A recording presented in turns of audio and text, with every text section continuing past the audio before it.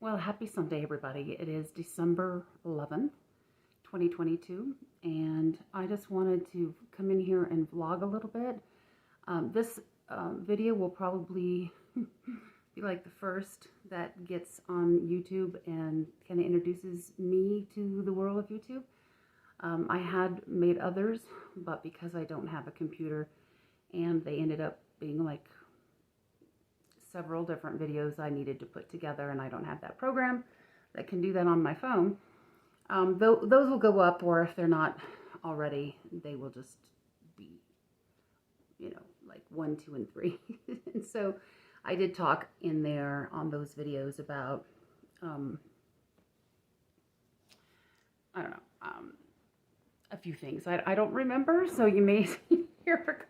I do know that I was basically talking about, and I was showing you the mandala squares, the mandalas that I was working on and then was turning into squares for a 4-square poncho.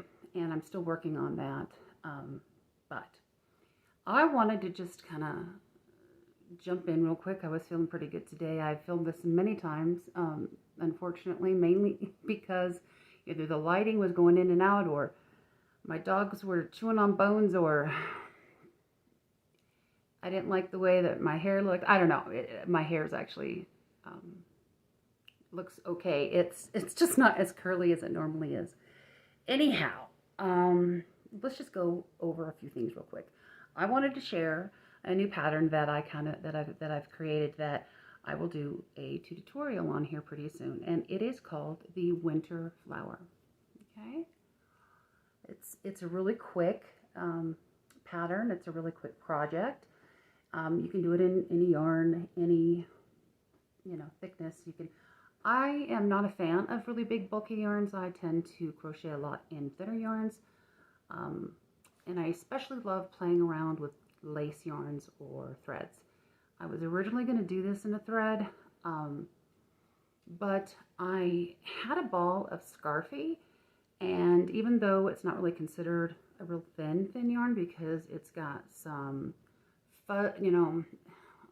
it's kind of a roving style, and so there's different parts where you'll find within the thread, within the yarn, the threads of the yarn, that it's got a little fuzz in it, whether it's an acrylic or I don't know what it is. I lost the yarn ball. Sorry about that. I do know that I think this is color Prism, but you can tell by the hanger here, and I'll try to bring this up a little closer, how thin the yarn is if you're not familiar with Scarfie.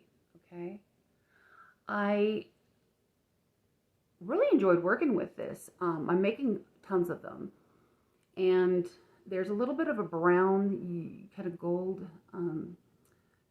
thread in here as well, but I kind of pulled that out. I was doing some color. Okay, what's the word?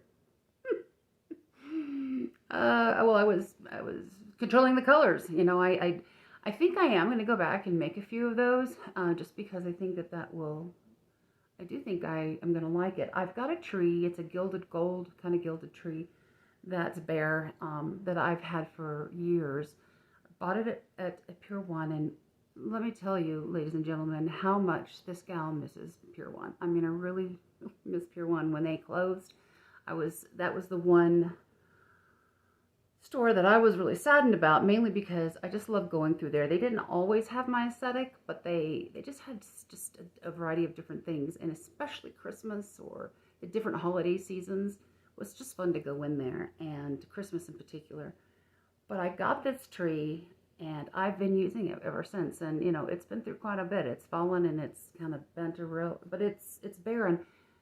And the story behind wanting to have something like that up all year round is actually from my grandmother. And I was very close with my grandmother, and she always wanted a tree that she could keep up year round and decorate it per the seasons or the holidays, So, a little bit on there for Christmas, and then little something maybe for New Year's, or just leave that, forget New Year's. But then, Mardi Gras and St. Patty's Day, well, Valentine's Day, St. Patty's Day, Easter, she just kind of, then spring, she wanted to have something like that. And she never did, you know, and she left my life really early. And I've always wanted something like that. And I did decorate, you know, my Christmas tree a few years and made a fall tree, which was beautiful. I should try to dig some of those pictures out, or maybe try to do that again. Just loved that. But when I found this, I thought, well, this is small. It sits on a table. It's a little awkward. And I was keeping it on my hearth underneath my mantle. But my goodness. Now I've got it in my dining room. I don't know why I said my goodness. It's beautiful. So this year for Christmas, I thought, and for winter actually, not Christmas, but for winter, I thought, you know, I really want to do something different. And I saw this and I got inspired. I was originally just going to do all white, but I also didn't think that would photograph well.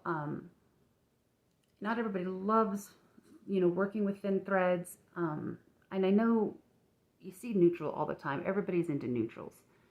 And I do love neutrals, but I love color too. It's really difficult for me to choose sometimes what I want to be looking at in my decor even, because some days I want to see bright color, and some days I want to see all these grays and tans and things. But anyhow, I ended up with this yarn. I believe it's called Prism, but it looks like a peacock. It's just a lot of different peacock colors. You know, the bright teals and the purples. There's a metallic blue, which makes this quite unique. You can find like a stellina type metallic that's through different yarns, and usually it's silver or gold. But this is actually, I don't know if you can tell, but it has a blue to it. So I just really like it. I really like it. I've made quite a few of these, and so I'll do a tutorial on this, okay? The six-pointed winter flower. I mean, you can do anything with it. You can turn it into a star, or it could be a snowflake. And but let's just work, I'm going to work with this particular yarn for right now for this particular project. Excuse me. I also will probably be filming a companion video to this with a craft, kind of a beading craft.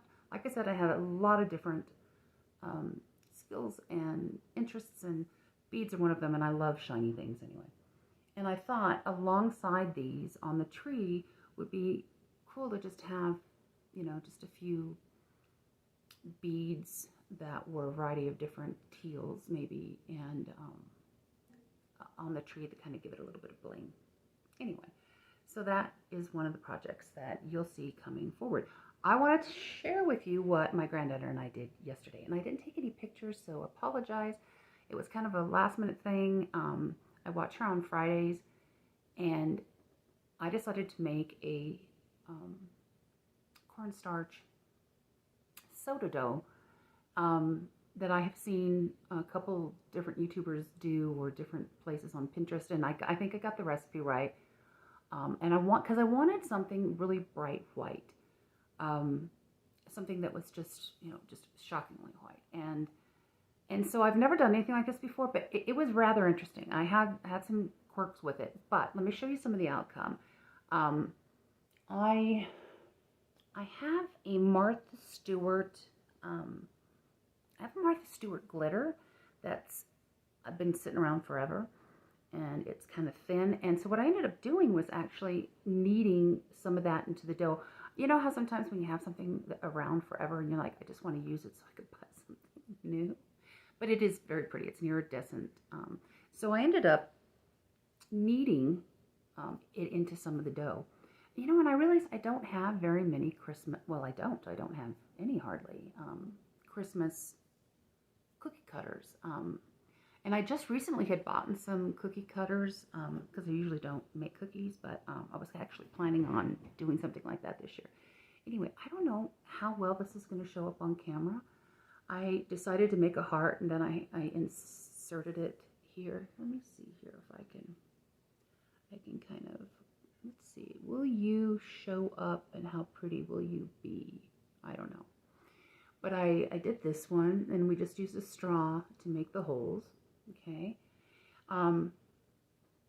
Pretty fun dough to work with. It really is. It's fun dough to work with. So I thought this was pretty. And a good friend of mine who was really into stamping for a while, and then wasn't, sent me quite a few different stamps. And I haven't played around with them near as much as I'd like to, but I have one here that I used a stamp. Oh, I wonder if you can even see it. I used a Christmas tree stamp on this one. I hope this shows up. And then I, of course, definitely wanted stars. So this is a star. The one thing I will say is you have to be careful. It is a little bit of a sticky. You're not going to get really good straight edges. If I would have washed the cookie cutters every single time and been maybe put it in a little cornstarch or something, I think it probably would have gotten a less jagged edge. But let's see, like that. Then I just did some kind of plain. I have a flower one, and I have this flower cookie cutter set that I use a lot to make sandwiches for my granddaughter. And I thought just a plain, kind of. And I think it could be a variety of different things besides just a flower. But then my granddaughter wanted to make a bright yellow star, so I did make some bright yellow dough. She never ended up making it. She just kind of ended up playing with it. Well,